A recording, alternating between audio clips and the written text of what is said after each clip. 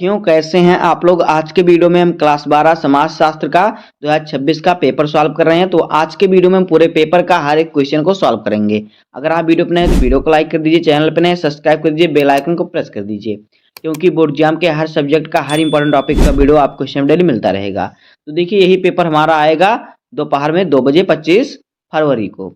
तो दोस्तों आपको पूरा पेपर तैयार कर लेना है। देखिए अगर आप बोर्ड एग्जाम में 100 में 100 नंबर लाना चाहते हैं तो आप कमेंट में यस सर लिखिए और वीडियो को 3 दोस्तों के पास शेयर कर दीजिए। आइए वीडियो को स्टार्ट करते हैं।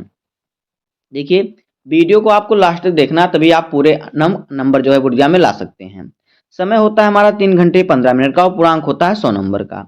नोट में हमें दिया है कि प्रारंभ के 15 मिनट परीक्षार्थियों को प्रश्न पत्र पढ़ने के लिए निर्धारित हैं। उसके बाद देखिए निर्देश दिया हुआ है, तो निर्देश को ध्यान से पढ़ेंगे, उसी के अनुसार पेपर हल करेंगे। पहला निर्देश है सभी प्रश्न अनिवार्य है, प्रश्नों के अंक उनके सम्मुख अंकित हैं। दूसरा है प्रश्न संख्या 1 से 10 तक बहुविकल्पीय प्रश्न है, 11 से 20 तक अति लघु उत्तरीय प्रश्न है जिनका प्रत्येक उत्तर 25 शब्दों में देना है। और प्रश्न संख्या 21 से 26 लघु उत्तरीय प्रश्न है जिनकी शब्द सीमा 50 शब्द है। और प्रश्न संख्या 27 से 29 तक विस्तृत उत्तरीय प्रश्न है जिनका प्रत्येक उत्तर 150 शब्दों में देना है। इसी प्रकार से आपको पेपर हल करना है। आगे देखिए, आगे हमारा आ गया बहुविकल्पीय प्रश्न। तो यहाँ पे देखिए प्रत्येक प्रश्न के 4 विकल्प दिए गए हैं जिनमें से केवल एक सही है। सही उत्तर चुनकर उसे अपनी उत्तर पुस्तिका में लिखिए। तो यहाँ पे देखिए पहला क्वेश्चन क्या है। पहला क्वेश्चन यहाँ पे देखिए हमारा क्या है, प्रमुख जाति की अवधारणा किसने दी। जो प्रभुत्व जात है, प्रभुत्व जाति की अवधारणा किसने दी। ए ऑप्शन है योगेंद्र सिंह, बी ऑप्शन है एस.सी. दुबे, सी ऑप्शन है M.N. श्रीनिवास, डी ऑप्शन है सोरोकेनिच। यहाँ पे देखिए जो प्रभुत्व जाति की अवधारणा किसने दिया था, तो M.N. श्रीनिवास। तो यहाँ पे हमारा ऑप्शन नंबर तीसरा है, ये सही हो जाएगा। उसके बाद देखिए अगला क्वेश्चन क्या है, बाजार क्या है। ए ऑप्शन है एक संस्था, बी ऑप्शन है एक समुदाय, सी ऑप्शन है एक समिति और डी ऑप्शन है एक समूह। तो जो बाजार है वो क्या है, बाजार एक संस्था है। तो यहाँ पे ऑप्शन पहला हमारा सही हो जाएगा। उसके बाद देखिए तीसरा क्वेश्चन है पंचायती राज व्यवस्था कितने स्तर होते हैं। जो पंचायती राज व्यवस्था होती है उसमें कितने स्तर होते हैं। ए ऑप्शन है 3, बी ऑप्शन है 4, सी ऑप्शन है 5 और डी ऑप्शन है 6। तो इसका सही उत्तर हो जाएगा 3। तो यहाँ पे देखिए हमारा ऑप्शन नंबर पहला जो है ये सही हो जाएगा। उसके बाद देखिए अगला क्वेश्चन क्या है, क्वेश्चन नंबर 4 कह रहा है कि जनसंख्या वृद्धि का सिद्धांत किसने दिया। ए ऑप्शन है स्पेंसर, बी ऑप्शन है सोरोकिन, सी ऑप्शन है माल्थस और डी ऑप्शन है वेबर। तो यहाँ पे देखिए ऑप्शन हमारा जो तीसरा है माल्थस, ये सही हो जाएगा। जनसंख्या वृद्धि का सिद्धांत माल्थस ने दिया। उसके बाद देखिए पांचवा क्वेश्चन है भारतीय प्रजातंत्र का प्रमुख बाधक है। पहला ऑप्शन है संप्रदायवाद, दूसरा ऑप्शन है भाषा विज्ञान, तीसरा ऑप्शन है जातिवाद, चौथा ऑप्शन है इनमें से सभी। इसका सही उत्तर जो है हो जाएगा जातिवाद। तो यहाँ पे ऑप्शन तीसरा हमारा जो है वो सही हो जाएगा। उसके बाद देखिए छठवां क्वेश्चन है निम्नलिखित में कौन जनजातीय समाज की प्रमुख विशेषता है। पहला ऑप्शन है विज्ञान, दूसरा ऑप्शन है तकनीकी, चौथा ऑप्शन है शिक्षा और पांचवा चौथा ऑप्शन हमारा समान भाषा। तो देखिए निम्नलिखित में से जो जनजातीय समाज की भाषा है प्रमुख, वो सामान्य भाषा उनकी प्रमुख भाषा थी। उसके बाद देखिए सातवां क्वेश्चन है चंपारण सत्याग्रह का नेतृत्व किसने किया था। पहला ऑप्शन है डॉक्टर राजेंद्र प्रसाद, दूसरा ऑप्शन है महात्मा गांधी, तीसरा ऑप्शन है जवाहरलाल नेहरू, चौथा ऑप्शन है जयप्रकाश नारायण। तो इसका सही उत्तर जो है हो जाएगा महात्मा गांधी जी। आगे देखिए क्वेश्चन 8 हमारा है भारत में हरित क्रांति के जनक कौन है। पहला ऑप्शन है S Swaminathan, sorry M S Swaminathan, B option दूसरा है अब्दुल कलाम, तीसरा है मनमोहन सिंह, चौथा है नॉर्मन बोरलॉग। तो देखिए भारत में हरित क्रांति का जनक किसे कहा जाता है, M.S. स्वामीनाथन। तो यहाँ पे हमारा ऑप्शन नंबर पहला सही हो जाएगा। अगला क्वेश्चन है सती प्रथा एक्ट कब पास हुआ। पहला ए ऑप्शन है 1828, बी ऑप्शन दूसरा है 1829, तीसरा ऑप्शन है 1830 और चौथा ऑप्शन है 1831। तो सती प्रथा का जो एक्ट पास हुआ था वो 1828 में पास हुआ था। उसके बाद देखिए 10 नंबर क्वेश्चन है इंडियन विलेज पुस्तक किसने लिखा। पहला ऑप्शन है S.C. दुबे, दूसरा ऑप्शन है M.N. श्रीनिवास, तीसरा ऑप्शन है हट्टन और चौथा ऑप्शन है G.S. घुरिये। तो देखिए इंडियन विलेज पुस्तक किसने लिखा था, SC दुबे ने। तो यहाँ पे ऑप्शन पहला हमारा जो है ये सही हो जाएगा। उसके बाद आगे देखिए, आगे हमारा आ गया अति लघुत्तरीय प्रश्न। तो अति लघुत्तरीय प्रश्न में हमारा प्रश्न संख्या देखिए 11 प्रश्न है। पहले हम प्रश्नों को पढ़ेंगे, उसके बाद इन प्रश्नों का उत्तर लिखेंगे। तो यहाँ पे हर प्रश्न आपका देखिए 3-3 नंबर का है। तो आपके 10 प्रश्न पूछे जाएंगे अति लघुत्तरीय प्रश्न, जहां से आपको मिल जाएगा पूरे 30 नंबर। तो पहले हम प्रश्नों को पढ़ते हैं, उसके बाद इसके उत्तरों को समझेंगे। तो देखिए 11 नंबर प्रश्न है नातेदारी को परिभाषित कीजिए। 12 नंबर क्वेश्चन है बाजार व्यवस्था की 3 विशेषताएं बताइए। और 13 नंबर क्वेश्चन है साक्षात्कार पद्धति किससे कहते हैं। चौथा है उदारीकरण क्या है। उसके बाद देखिए आगे है 15 नंबर क्वेश्चन सामाजिक बहिष्कार क्या है। और 16 नंबर क्वेश्चन है कृषक समाज की 3 विशेषताएं बताइए। 17 नंबर क्वेश्चन है सामाजिक परिवर्तन को परिभाषित कीजिए। और 18 नंबर क्वेश्चन है उपनिवेशवाद क्या है। उसके बाद देखिए 19 नंबर क्वेश्चन है भूमंडलीकरण से आप क्या समझते हैं। और 20 नंबर क्वेश्चन है सामाजिक आंदोलन किस उद्देश्य से उत्पन्न होते हैं। तो यहाँ पे 3 क्वेश्चन हमारे, सॉरी 10 क्वेश्चन जो हमारे हैं अति लघुत्तरीय हैं। तो आइए इन सभी 10 प्रश्नों का उत्तर हम समझते हैं।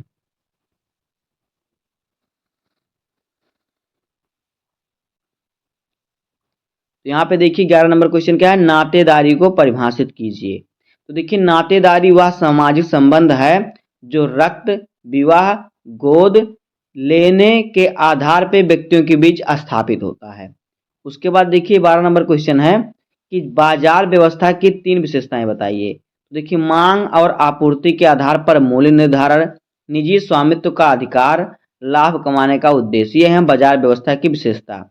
उसके बाद देखिए 13 नंबर क्वेश्चन है साक्षात्कार पद्धति किसे कहते हैं। तो उत्तर देखिए साक्षात्कार पद्धति वह विधि है जिसमें शोधकर्ता व्यक्तियों से आमने सामने प्रश्न पूछकर जानकारी प्राप्त करता है।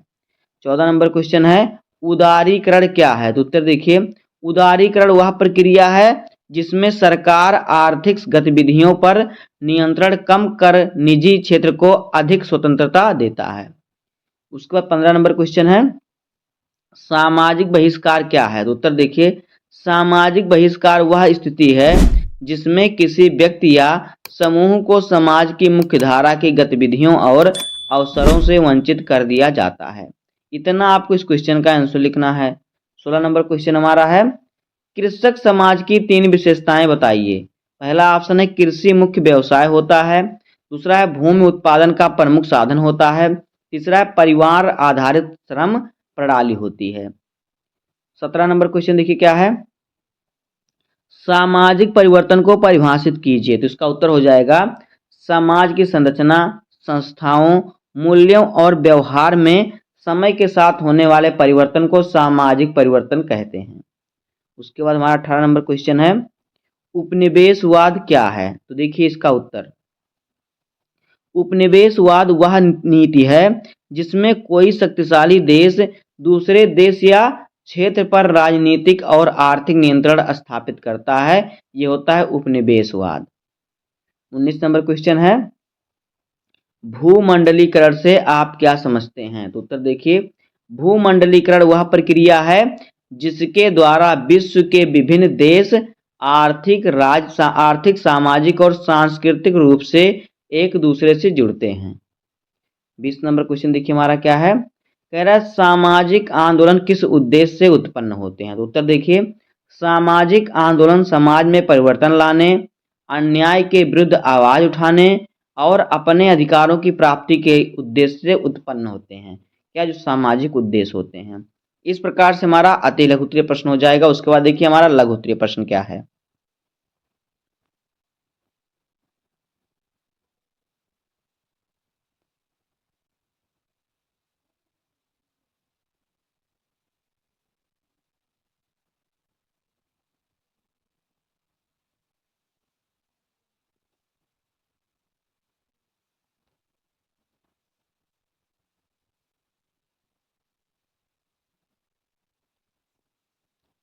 तो यहाँ पे देखिए हमारा लघुत्तरीय प्रश्न है। तो देखिए लघुत्तरीय प्रश्न हमारा हर प्रश्न 6 नंबर का होगा। तो यहाँ पे देखिए हमारा 21 नंबर प्रश्न है दिव्यांगों की प्रमुख समस्याओं का वर्णन कीजिए। उसके बाद क्षेत्रवाद क्या है, क्षेत्रवाद को नियंत्रित करने के सुझाव दीजिए।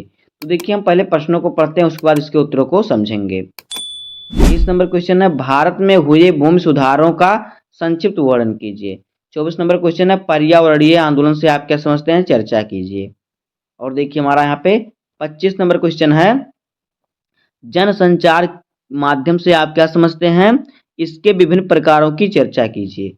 और 26 नंबर क्वेश्चन है माल्थस के जनसंख्या सिद्धांत का वर्णन कीजिए। तो यहाँ पे देखिए 6 क्वेश्चन जो हमारे हैं लघु उत्तरीय के पूछे जाएंगे, जहां से आपको हर प्रश्न पर 6 नंबर मिलेगा। तो यहाँ से आपका 36 नंबर कन्फर्म हो जाएगा। तो देखिए हम इन प्रश्नों का उत्तर समझते हैं।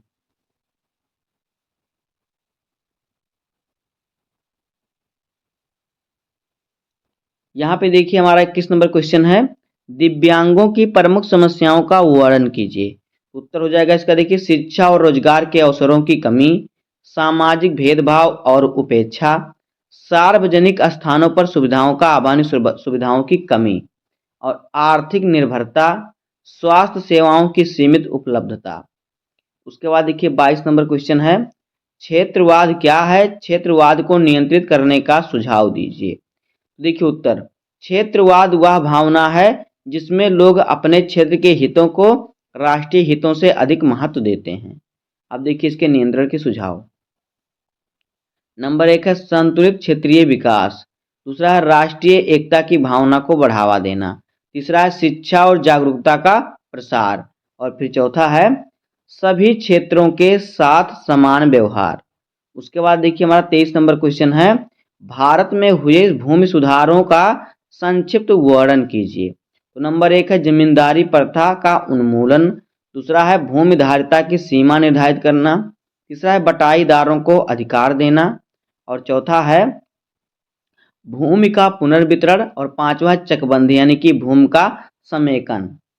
उसके बाद देखिए हमारा 24 नंबर क्वेश्चन है पर्यावरणीय आंदोलन से आप क्या समझते हैं, चर्चा कीजिए। तो उत्तर देखिए पर्यावरणीय आंदोलन वह आंदोलन है जिसका उद्देश्य पर्यावरण की रक्षा, प्राकृतिक संसाधनों का संरक्षण और प्रदूषण को रोकना है।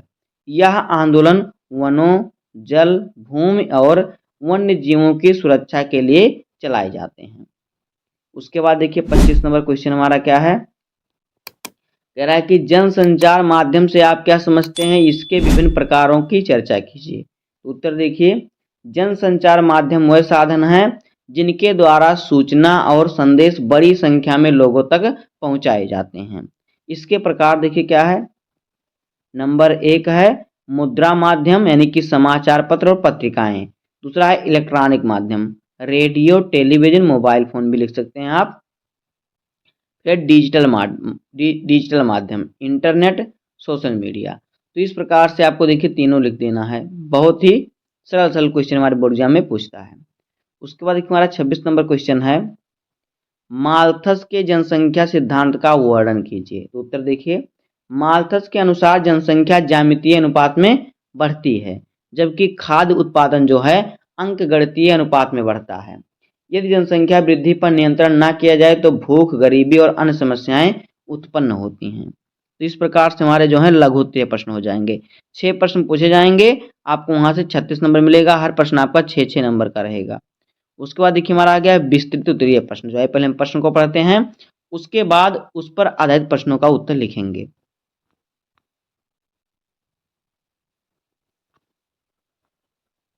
तो देखिए अब हमारा आ गया विस्तृत उत्तरीय प्रश्न। यहाँ पे हर प्रश्न आपका 8 नंबर का है। तो 27 नंबर क्वेश्चन है औद्योगिक क्रांति से आप क्या समझते हैं, इसके सामाजिक परिणामों की विवेचना कीजिए।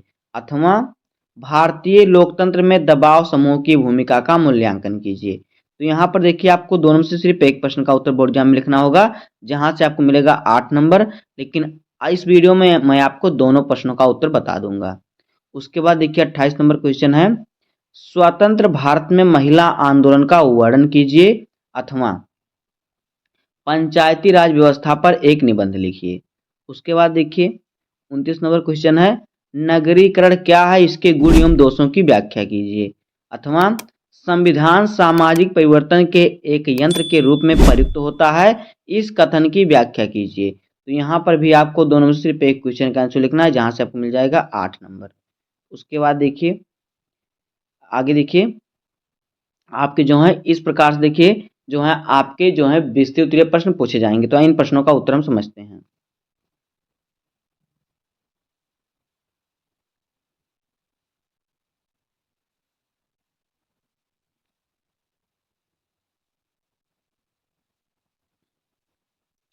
तो यहाँ पे देखिए हमारा 27 नंबर क्वेश्चन है, औद्योगिक क्रांति से आप क्या समझते हैं, इसके सामाजिक परिणामों की विवेचना कीजिए। तो इसका उत्तर देखिए आपको किस प्रकार से लिखना है। 8 नंबर का क्वेश्चन है आपका है, इसका उत्तर आपको लिखना है, देखिए किस प्रकार से। औद्योगिक क्रांति वह परिवर्तन था जिसमें उत्पादन की पारंपरिक पद्धतियों के स्थान पर मशीनों और कारखानों का उपयोग शुरू हुआ। अब देखिए इसका सामाजिक परिणाम क्या हुआ। देखिए सामाजिक परिणाम को हेडिंग डालना है। पहला है नगरीकरण में वृद्धि, श्रमिक वर्ग का उदय, और तीसरा है परिवार संरचना में परिवर्तन, यानी कि संयुक्त परिवार में एकल परिवार की ओर। फिर चौथा है सामाजिक वर्गों में असमानता। पांचवा है शिक्षा और तकनीकी विकास को बढ़ावा देना। अब देखिए अथवा करके हमें क्वेश्चन पूछा, दोनों में से आपको एक क्वेश्चन का आंसर लिखना होगा। तो अथवा करके हमारा जो क्वेश्चन है, कह रहा भारतीय लोकतंत्र में दबाव समूह की भूमिका का मूल्यांकन कीजिए। तो उत्तर देखिए, दबाव समूह में वह संगठित समूह होते हैं जो सरकार की नीतियों को प्रभावित करने का प्रयास करते हैं। फिर हेडिंग हमारा भूमिका। तो देखिए इसकी भूमिका क्या क्या है। पहला है जनहित के मुद्दों को सरकार तक पहुंचाना, दूसरा नीतियों में सुधार हेतु सुझाव देना, तीसरा है लोकतंत्र में सहभागिता बढ़ाना, और चौथा है सरकार को उत्तरदायी बनाना। हालांकि कभी कभी ये समूह संकीर्ण हितों को बढ़ावा देकर नकारात्मक प्रभाव भी डालते हैं। उसके बाद देखिए 28 नंबर क्वेश्चन हमारा है, स्वतंत्र भारत में महिला आंदोलन का वर्णन कीजिए। तो उत्तर देखिए, स्वतंत्रता के बाद महिला आंदोलन का उद्देश्य महिलाओं को समान अधिकार, शिक्षा, रोजगार और सामाजिक न्याय दिलाना रहा। इसके देखिए मुख्य बिंदु क्या क्या हैं, आपको डालना है हेडिंग मुख्य बिंदु। पहला है दहेज प्रथा और घरेलू हिंसा के विरुद्ध आंदोलन, दूसरा है समान वेतन और रोजगार के अवसर की मांग, तीसरा है राजनीतिक भागीदारी में वृद्धि यानी कि आरक्षण, और चौथा है शिक्षा और स्वास्थ्य के क्षेत्र में जागरूकता। अब देखिए अथवा करके हमें क्वेश्चन दिया है, पंचायती राज व्यवस्था पर एक निबंध लिखिए। तो उत्तर देखिए, पंचायती राज व्यवस्था स्थानीय स्वशासन की प्रणाली है। इसका उद्देश्य गांव स्तर पर लोकतंत्र को मजबूत करना है। देखिए इसकी मुख्य विशेषताएं क्या क्या हैं। नंबर एक है 3 स्तरीय व्यवस्था, यानी ग्राम पंचायत, पंचायत समिति और जिला परिषद। दूसरा है 73वां संविधान संशोधन द्वारा संवैधानिक दर्जा। तीसरा है महिलाओं और अनुसूचित जाति जनजाति के लिए आरक्षण, और चौथा है स्थानीय विकास कार्यों का संचालन। इस प्रकार देखिए आपको क्वेश्चन लिखना है, क्वेश्चन का आंसर लिखना है। उसके बाद देखिए 29 क्वेश्चन है, 29 नंबर, नगरीकरण क्या है, इसके गुण एवं दोषों की व्याख्या कीजिए। तो उत्तर देखिए, नगरीकरण वह प्रक्रिया है जिसमें जनसंख्या का गांवों से शहरों की ओर स्थानांतरण और शहरी जीवन शैली का विकास होता है, यानी लोग गांव से शहर की तरफ रहने लग रहे हैं, वही नगरीकरण होता है। इसके देखिए गुण क्या है, इसके गुण है देखिए, रोजगार के अधिक अवसर हैं शहर में, शिक्षा और स्वास्थ्य सुविधाएं शहर में अच्छी हैं, औद्योगिक और आर्थिक विकास भी क्या है शहर में ज़्यादा है।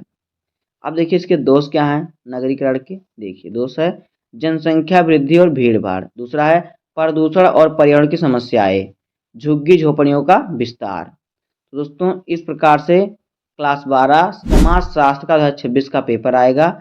इसी प्रकार से अगर आप सॉल्व करेंगे तो आपको पूरे 100 में 100 नंबर मिलेंगे। उम्मीद करता हूँ आपको वीडियो पसंद आया होगा। अगर आपको वीडियो पसंद आया हो तो वीडियो को लाइक कर दीजिए, और चैनल पे नए हैं तो सब्सक्राइब कर दीजिए, बेल आइकन को प्रेस कर दीजिए, क्योंकि बोर्ड एग्जाम के हर सब्जेक्ट का हर इंपॉर्टेंट टॉपिक का वीडियो आपको इस चैनल पर डेली मिलता रहेगा। तो मिलते हैं किसी नेक्स्ट वीडियो में, तब तक के लिए धन्यवाद, जय हिंद।